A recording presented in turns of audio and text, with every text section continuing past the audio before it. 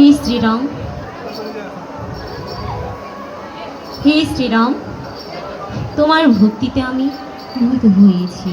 তোমার ভক্তি আমাকে প্রসন্ন করেছে।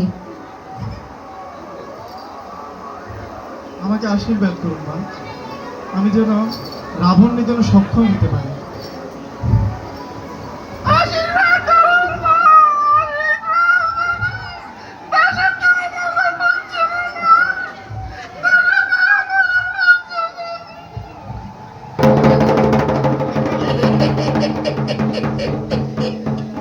হে শ্রীরাম, তুমি সহজ সরল প্রকৃতি, তুমি আত্মভোলা, তাই তুমি জানো না রাবণ তোমার কত বড় ভক্ত।